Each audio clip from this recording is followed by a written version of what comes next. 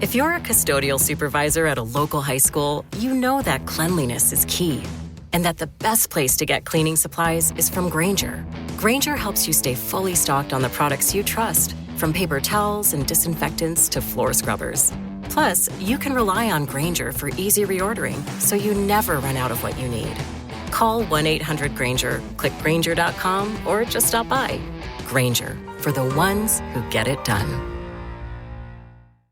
I like things my way. My coffee, my schedule, and my treatment.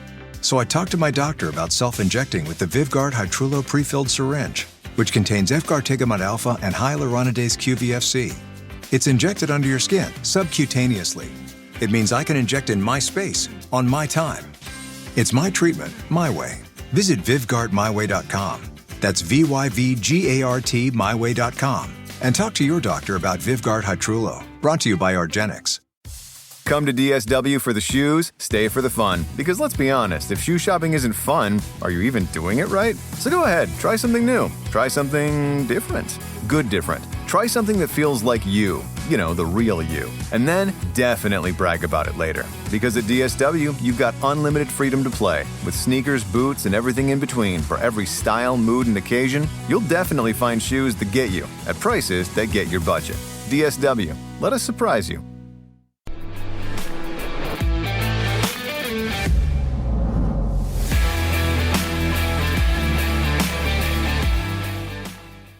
All right, what's going on, Ramley? Welcome back to the Ram Skinny here on the LAFB Network. We have a very special guest. It has been quite some time, but we got him to dust the microphone off as he was just saying, my man, Big Sosa Kremenjas, the NFL guru for Underdog. Formerly, you know him, Locked On Rams, PFF, did a little bit of everything.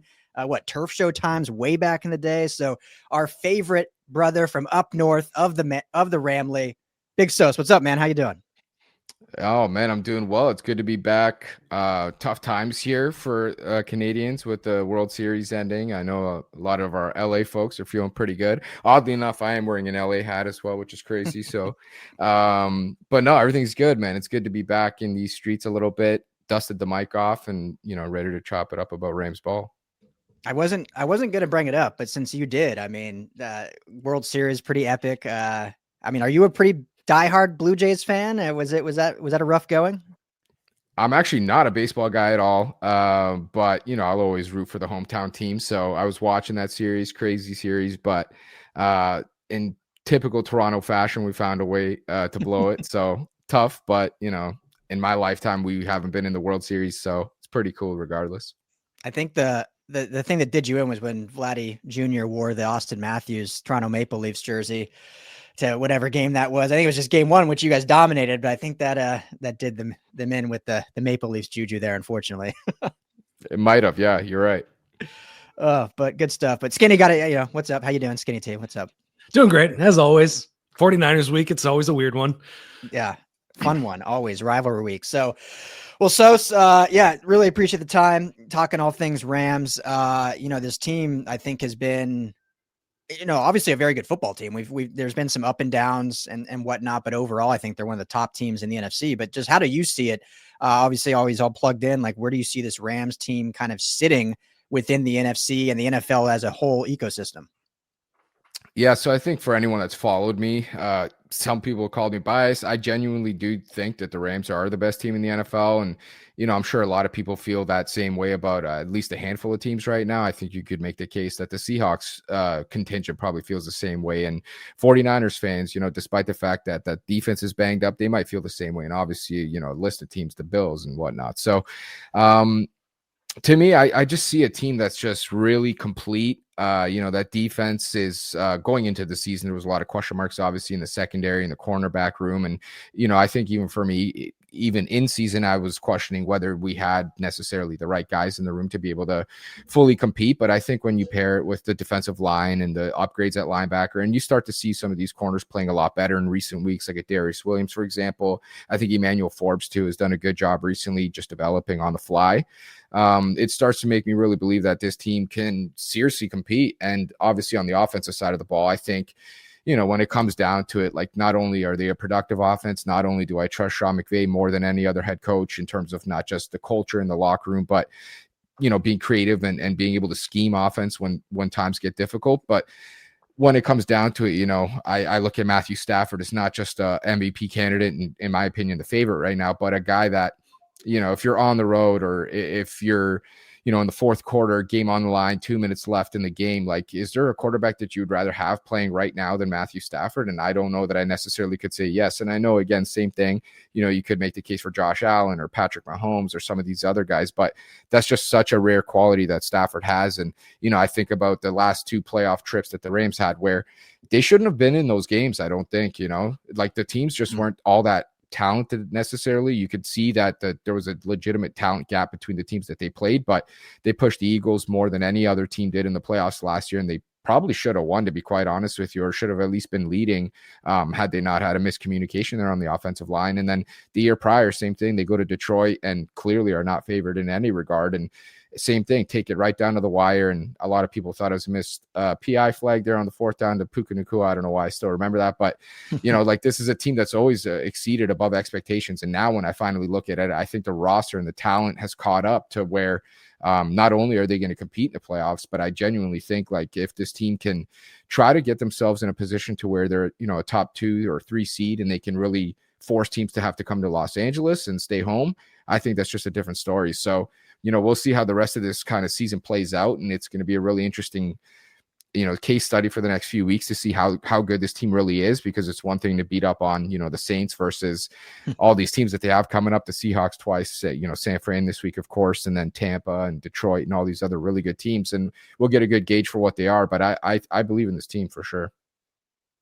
Yeah, so we just had the NFL trade deadline come and go, and the Rams did not make a move at the deadline. They obviously bring in Roger McCreary to kind of patch some holes in the secondary. We saw other NFL teams, other competitors really go after players. Sauce Gardner to the Colts, interesting move there. Eagles make a couple of moves. Do you think that the Rams made the right decision, not kind of going in their old ways, or standing pat? Is that where they should be? I think they were kind of left choiceless, to be quite honest with you. When you look at the cap table for next year and all the guys that they have to start paying in the coming 2 seasons, like, they got to be very mindful of how they're spending their money. So I think that's one thing that probably ruled out a lot of these, big names that a lot of fans were clamoring for. And then, of course, we have to have the discussion of, like, Stafford quarterback life, what that looks like. And of course, that's probably why the Rams made the move last year to get out of the first round. And luckily for them, they got Atlanta's first round pick, which is still crazy to me that Atlanta did that deal. But this is now the Rams are in position to potentially have a top 10 pick. So do they take a quarterback this year? I don't know.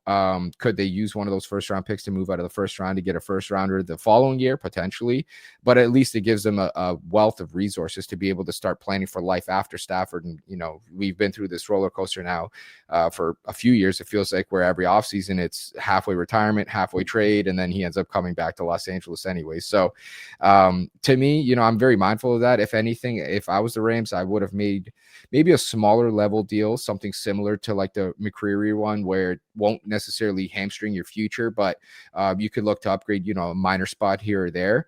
But, in terms of the Rams, when you look at the roster, I just don't see many places where you could plug and play someone. And of course, they weren't going to go after, a Sauce Gardner where it costs that much, or a player of that size, style of caliber, I would say. So for me, it would have been maybe like more of a depth move at defensive end or something like that, or potentially, some people thought a third receiver. I didn't necessarily see the need for that, but if anything, to me, it would have been on the defensive side of the ball. But they solved that with McCreary, I think, and you got to feel pretty good about where they're at, I would say. Yeah, I think we both agree with you. Like, I kind of wanted to go after Sauce just for the old glory days of the F them picks, and just for the wild theatrics that it would have brought back in LA. Like, the Rams have always been like the forefront of news, it feels like. And the last kind of year, they've been kind of quiet. They haven't really, been making. The Chargers have made more splashes in like trades, which the Chargers have never done. So I was more just wanting that, like, hey, let's get back in front of the news. But I think, you're absolutely right, especially looking at the future. It was the right decision. So you brought up Stafford. Let's double click on him a little bit. I mean, obviously we all know, well documented heading into training camp, all the back drama, and if that was going to linger, and if he was going to miss any games, and how serious it was. And I mean, he might be playing his best ball in the last 10 years. I mean, he just looks like, I don't know if he's on some like Regenix or some like youth fountain of water out here in LA or what's going on, but he just looks like youthful and better. Like, just how impressed have you been with him? And put you on the spot, like you kind of mentioned it, we never know, retiring, not retiring, like could he go like 3 more years? I mean, I think it's really up to him in terms of how much he wants to play. I don't think the physical aspect of his game is, I have not noticed any drop off in terms of his ability. And like you said, Ryan, like this might be his best football ever, not just in LA. And a lot of people compare it to that 21 season. Of course, that's the year the Rams go to the Super Bowl, and he's off to a hotter start in terms of statistically. And I'm not even going to rely on that necessarily, just to my eye test. I trust my eyes more than I trust anything else. I'm seeing a guy that's just like fully dialed and locked in, and you just see it week after week. Like he's attempting these passes, the no looks, we know about those. And he talked about it in one of his pressers recently, just like his ability to know how to throw the ball in such a split second decision is so impressive to me, because you see him layer footballs, you see him with the no look when he wants to open up a little more of a window on a guy going across the middle of the field. And Sean McVay mentioned this in his presser too. Like we see the numbers, we see the offense, it's productive, we see them moving up and down the field, and it seems like the red zone issues for the most part have been pretty solved at this point in terms of just getting on the same page in connection with Davante Adams. But he's throwing like no turnover worthy passes. And that's the biggest thing that's, I think, always plagued Stafford, right? He's always been this gunslinger that, he'll always get near that 5,000 passing yard mark if needed, at least. He's always got, one of the strongest arms in the league, and he's always been head up, just been a really smart football player. But he's always had those little lulls where, even going back to 21, there's a couple games there in that three-week stretch. I think it was in November, if I'm not mistaken. He's thrown 6, 7, 8 picks. And this season, like, sure, he's only got 2, and that looks great, but he's not even putting the ball in harm's way at all this year, which is like really surprising to me. And that's where I think he's elevated his game to a whole nother level that we haven't seen from him. So as long as his wife allows him to play a little longer, I think he probably would want to. But right, who knows? Yeah, I mean, it's just been incredible. And that throw to Puka down the right-hand sideline last week, it just reminds you of those old days of him gunslinging like that. But then it's like he's one of the few quarterbacks that will make that throw, and then Puka's just insanely one of the guys that will catch that ball as well. So just a great combo there. And transitioning to how they've adjusted their offense, going from obviously 11 personnel to now more heavier sets, 13 personnel. That kind of debuted without Puka on the field. It continued when Puka was on the field. Obviously, he goes out partway through that game with the rib injury. Seems like he's on track to return for that. But from your eye test, what does this 13 personnel mean to this team? And do you think it's kind of a story for success against some of these defenses that have plagued, like the Fangio defense or the solid defense? Yeah, I think that's a really good point. The more flexibility I think that they have at their disposal on the offensive side of the ball, I think is going to serve them well going deep into the season, because like you mentioned, they've been this 11 personnel team for the vast majority of Sean McVay's tenure and Stafford's overlap there. And, when things are great, they're great, but then you run into that buzzsaw defense that, ultimately gives them some issues and that type of thing. And it stalls pretty badly.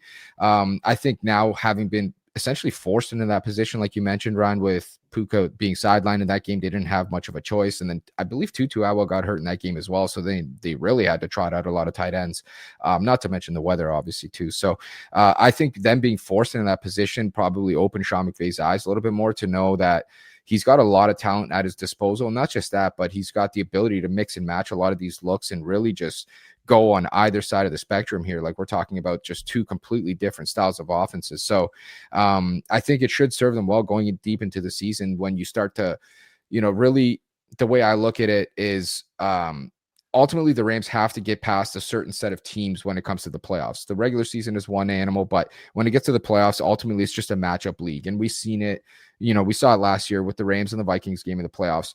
The Vikings were a great team, but unfortunately for them, they matched up horribly against the Rams. Their offensive line is not good, and the Rams defensive line was on a historic tear with sacks in the postseason.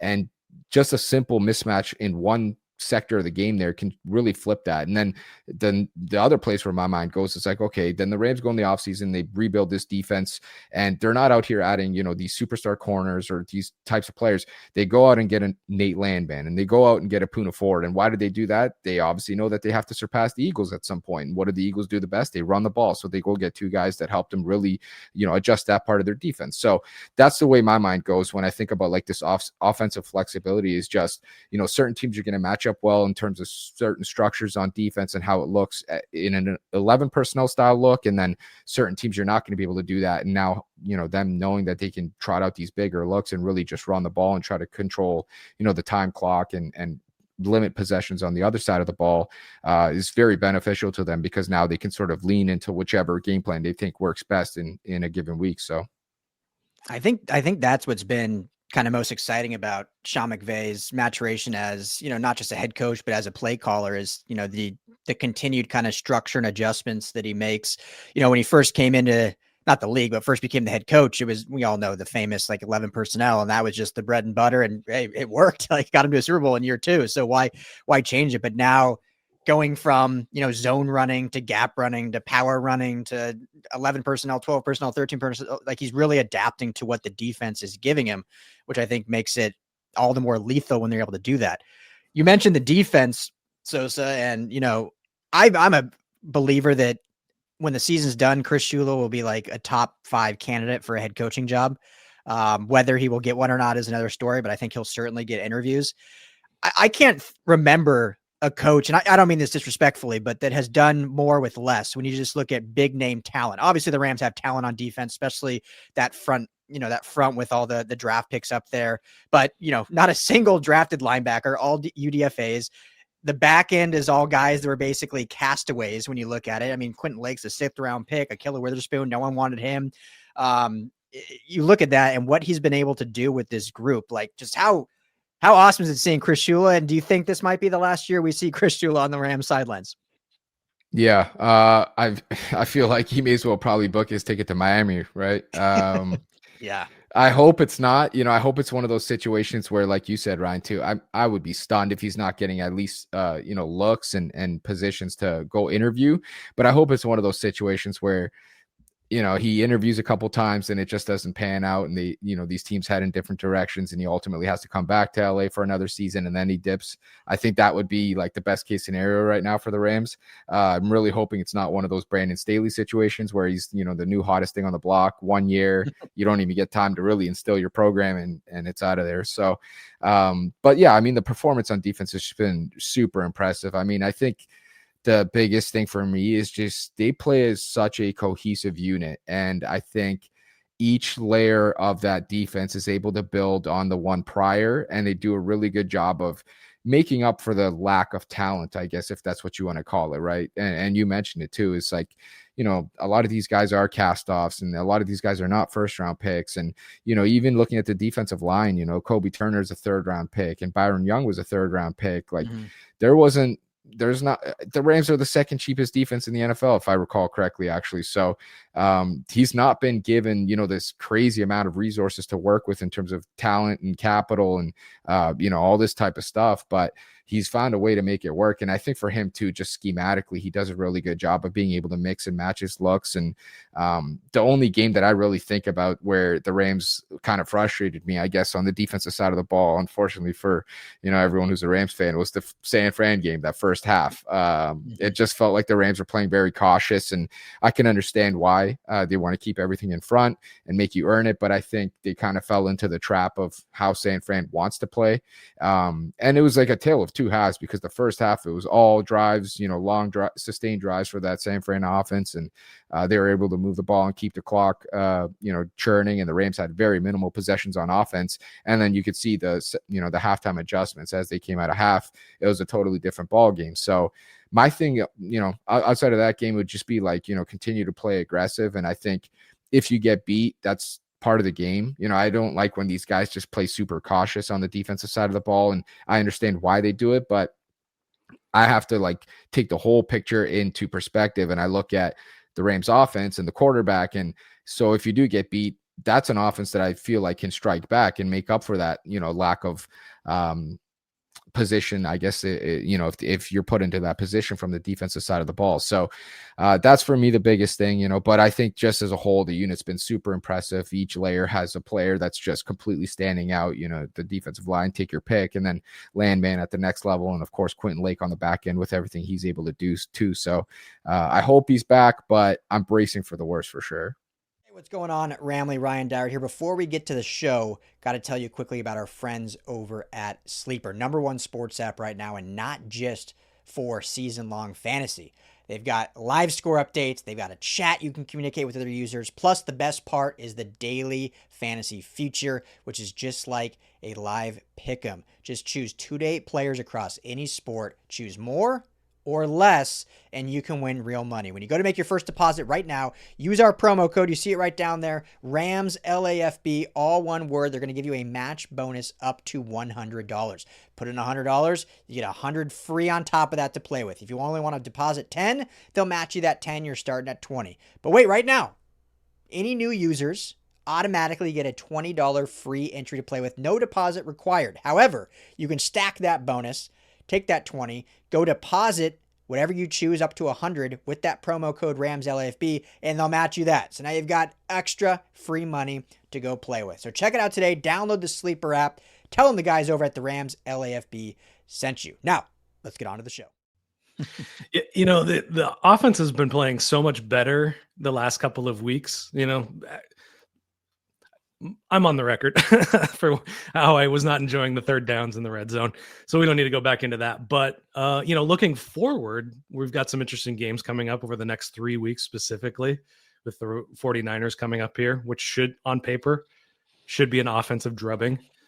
Then you got a tough defense and a very explosive offense with Seattle. And then Bucks, who knows how healthy they'll be at that point. But what are your thoughts kind of on the near future of just the next few games? Yeah, I think as I mentioned earlier, we're really going to find out what this team is capable of here in the next few weeks. So, it starts with this week taking care of San Francisco. It's been a dragon that's been difficult for the Rams to slay for whatever reason for very many years. And I think that's, comes down from a head coaching perspective downward. And, to some extent, probably a little bit mental as well, just knowing that, this is a team similar to the Eagles, that they should have beat. And for whatever reason, they couldn't have. So to me, yeah, we're going to find out what this team is made of over the next few weeks. I think if they can get on track here, I look at this part of the schedule now as not only the most important because it's next up and because, they're difficult teams, but the Rams don't have many NFC wins.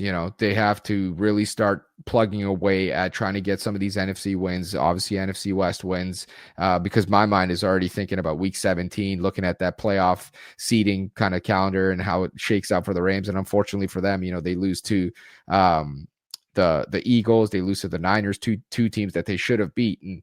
I think if you ask a Rams fan, they'd probably swap those wins happily with the Indianapolis game that they probably should have lost because, it's an AFC opponent that doesn't really factor in too much in terms of playoff seeding. So it's going to be a difficult stretch for the Rams for sure. Hopefully they can stay healthy. To this point, they've been pretty good with that. Definitely going to figure out what this team is capable of and made of. But, based on how they've performed, I have no reason to believe that they won't, at the very least be competitive in these games, if not come out, in a pretty good position. So looking, and we'll get you out of here soon, but looking at the Niners game specifically, Niners obviously very banged up. I mean, it seems like every week one of their players is put on the IR, another defensive player put on the IR this week, but it's in San Francisco. We did this show, the Rams were, what were they skinny? Like a 14-point favorite on that Thursday night game. I mean, it was like college football numbers, how crazy it was. And obviously we fell into that trap and, fell into like, yeah, this, what was it? They're 4.5 for this game, something like that. 4. I think it's 4.5. Yeah, currently. Yeah. So, much more respectable line. I don't know why my camera keeps freezing, but much more respectable line. But you can hear me, right? Okay. I'll just switch to this camera. So, I mean, how do you feel going into this game? Because I fall in this trap all the time with Rams Niners. It's all, you never know. You can never call it division game, rivalry game. It always kind of plays out differently than we think. So just, how are you feeling about this game going into it? Honestly, at this point, I'm starting to think I might be delusional because I'm optimistic. I think the Rams should absolutely take care of business in this game. I mean, just looking at, I think offensively, San Fran should have some success just based on how Kyle Shanahan is able to scheme up his offense versus, being very familiar with the Rams do on the defensive side of the ball. But I just look at that 49ers defense and it's, they're still playing hard. They're still a pretty good unit, but I don't know how you overcome the loss of so many of these players. And they're not just good players. They're top tier, all pro superstar players in terms of Fred Warner being out for this one versus for the last one he played. Mhm. Obviously Nick Bosa's out and I believe he missed that game as well. And now they lose, Kyren Williams, another, first round edge rusher that they had. Of course, they added Keon White, but I mean, that unit is just something going on over there that's strange. So I think for the Rams, it's going to be difficult to travel, but I do ultimately think they should come out with a win here. And I feel pretty good about the chances that they do. I think back to that Philly game, that loss was just so brutal. For everyone, I feel like felt like the Rams should have won that game or should have at least put themselves in a position to be ahead to win that game. And then I think about the way they came out in that game this season against Philadelphia. And there was just a different level of energy and like confidence. So you could see it. I felt it just hearing the guys and seeing the pregame stuff. So I would imagine that the loss to San Fran left a really bad taste in their mouths. That was one of the worst losses I could probably recall in the last 7 or 8 years that Sean McVay's been the head coach. So I imagine they'll have an extra set of motivation to really get out of this one and come out, with a hot start and really try to finish this one. So I do think the Rams are going to win, but I don't think by any means it's going to be an easy game. It never really is. We were talking 13 personnel, and the 49ers nickelback is rookie Upton Stout, who's 5'8". That they should be able to take advantage of that matchup regularly in this next game. But one of the contributing factors in that loss was some kicking miscues, some special teams. You were on the record, get Cardi out, if I'm not wrong about your Twitter post.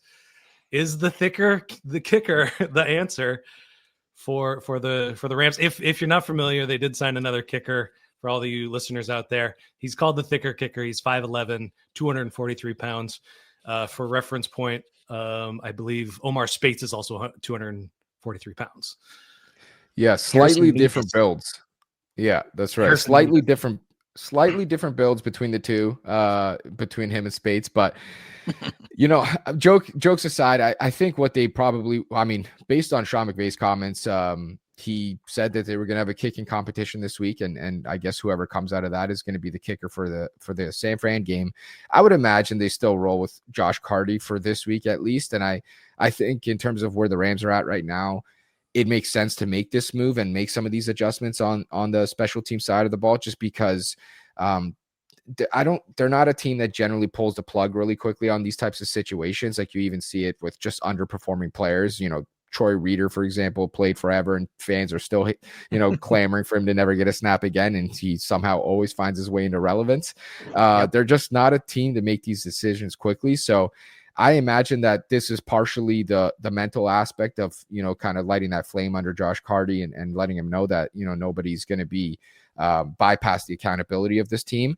And then the other half of it too is just, I think it's just a strong and smart contingency place to have, contingency plan, I should say, to have in place, just because, if you go through another week or two and you continue to see these struggles, I think that's when they'll make the move. So I imagine that they'll still roll with Josh Carty this week. I could be wrong, of course. If he's not built of the right things, then potentially he's going to lose this competition throughout the practice week. And, we may never look back, but they add the kicker, they add Jake McQuaid back in the fold to snap the ball again on the special teams unit. And they still need to fix up that blocking unit, which is crazy to say this deep into the season. But it's crazy to think that that's the one thing that's held the Rams back the most this season. So do you think at the very minimum they should go back to Ethan Evans on kickoffs and get Carty off the kickoff team?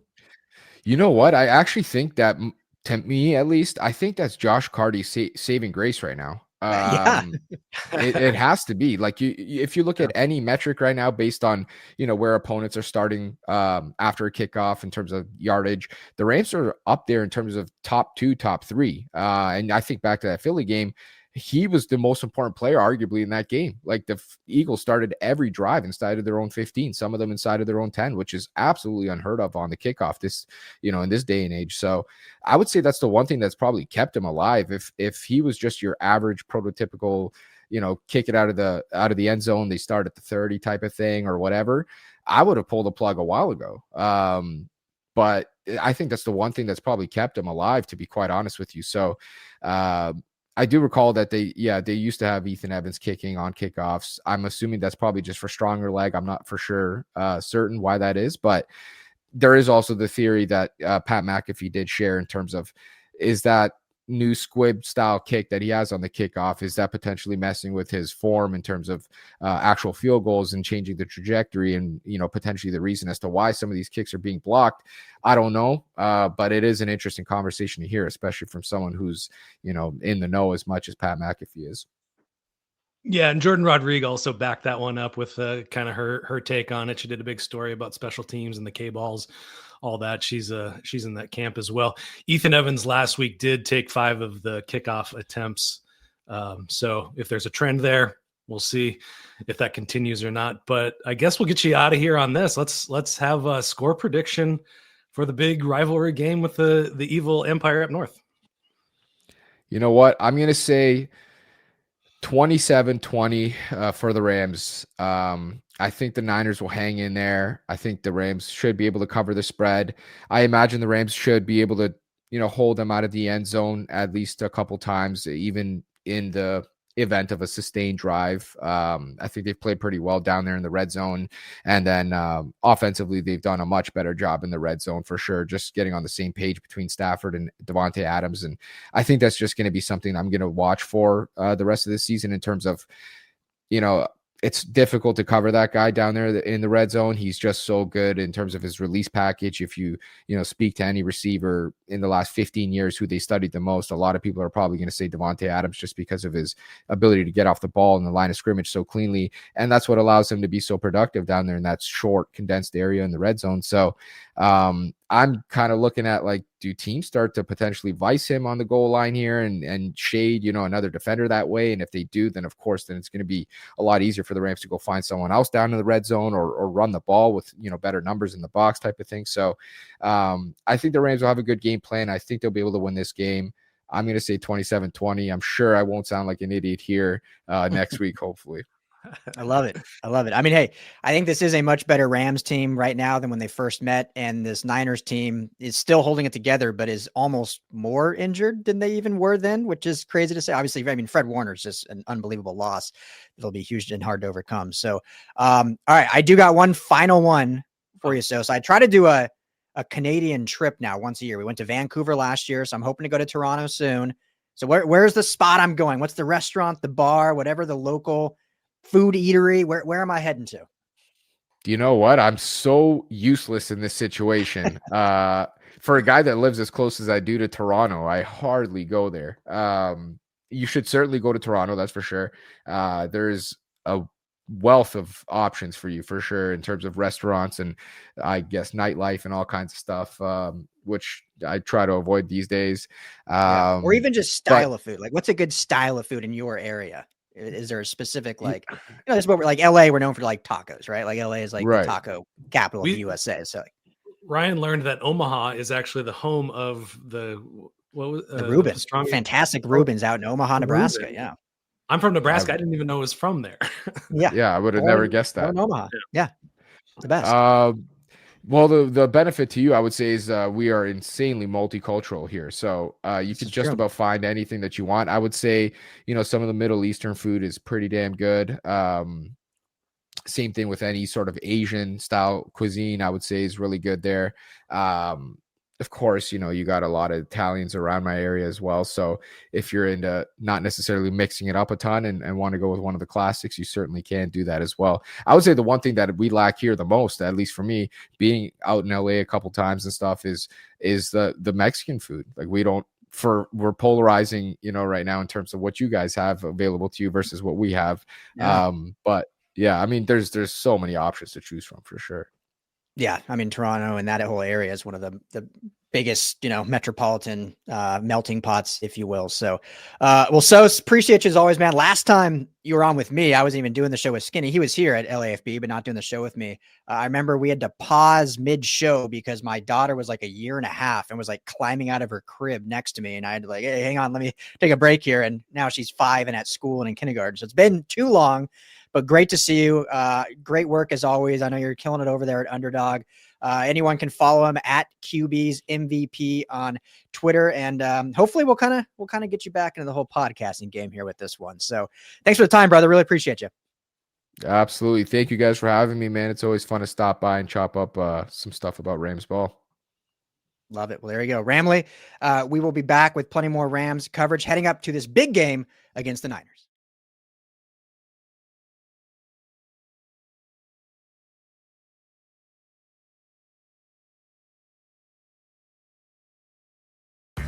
This is the story of the one. As a custodial supervisor at a high school, he knows that during cold and flu season, germs spread fast. It's why he partners with Grainger to stay fully stocked on the products and supplies he needs, from tissues to disinfectants to floor scrubbers. All so that he can help students, staff, and teachers stay healthy and focused. Call 1-800-GRAINGER, click Grainger.com, or just stop by. Grainger, for the ones who get it done. When you think boots, you think Ariat. You think comfort from day one and durability to day 1,000. You think steel toes on the job, square toes on the dance floor. With style that owns a Saturday night and still looks sharp enough for Sunday dinner. And through every mile and every moment, you're thinking Ariat boots.